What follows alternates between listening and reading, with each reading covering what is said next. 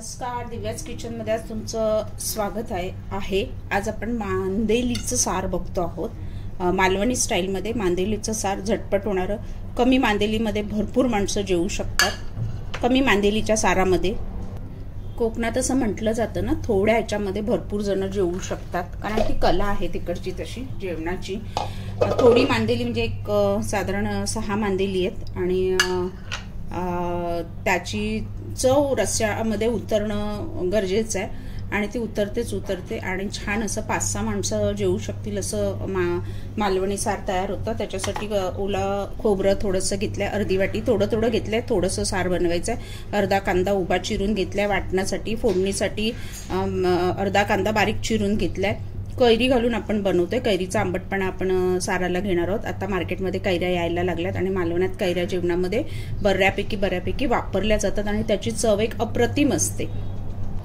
ह्याच्या अगोदर पण मी कैरी घालून रेसिपी मालवणी अशा मच्छीच्या दाखवल्यात। 3 सुक्या मिरच्या, तिखट कसं कमी जास्त हवं त्याप्रमाणे 3-4 तुम्ही घेऊ शकता। एक 5-6 लसूण पाकळ्या, अर्धा टोमॅटो, अर्धा चमचा जिरे, 1 चमचा धणे। बस साहित्य इनबॉक्स मध्ये देते, काय काय घेते ते। हळद पाव चमचा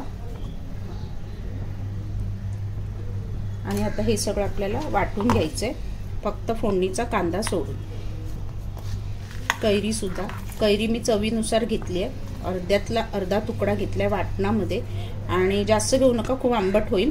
कमी वाटलं तर वरून तुम्ही टाकू शकता, कैरीच्या फोडी तुम्ही वरून टाकू शकता। आता हे मऊ आपल्याला मिक्सरला वाटून घ्यायचं। एकीकडे सोरकूल ठेवलाय मी गॅसवरती। खोबरेल तेल फोडणीसाठी एक 3 ते 4 चमचे। मांदेली स्वच्छ साफ करून वर खवलं असतात ती काढून घ्यायची, मीठ लावून 10-15 मिनिटं ठेवायची आणि स्वच्छ धुवून घ्यायची। मीठ लावून मच्छी स्वच्छ चांगली धुतली जाते, म्हणून मीठ लावून मच्छी स्वच्छ धुवून घ्यायची। आता आपलं वाटण वाटूया आणि एकीकडे सोरकूल गॅसवर ठेवलं, त्याच्यामध्ये तेल गरम करायला ठेवूया। सोरकूल ठेवलंय आपण आणि कोकोनट ऑइल साधारण एक 3-4 चमचे। कोकोनट ऑइल मध्ये फिश मालवणात बनवली जाते, त्याचा फ्लेवर एक छान येतो। तुम्हाला नसेल कोकोनट ऑइल वापरायचं तर तुम्ही आपलं रेग्युलर तुमच्या घरी जे आहे ते वापरू शकता। कांदा तर छान ब्राउनिश झाला की आपण वाटलेलं वाटण त्याच्यात ऍड करणार आहोत। कांदा छान परतला आहे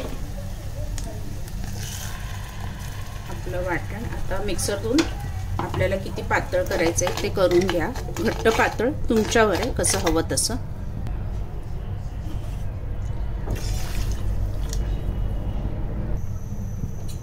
आता मी थोडं पातळ केलं राईस बरोबर खाण्यासाठी।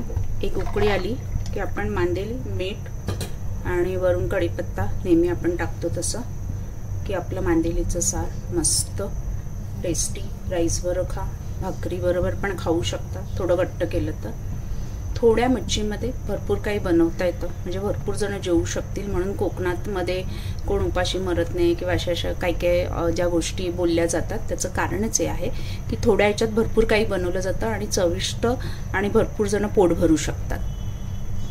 आता उकळी येऊ दे साराला, मस्त उकळी आली आहे साराला। मांदेली आपली फिश लवकर कुक होतो, त्यामुळे सार चांगलं उकळवून घ्या। फिश टाकल्यावर खूप उकळवायची गरज नाही, 2-3 मिनिटं उकळवलं तरी बस होईल। मीठ चवीनुसार,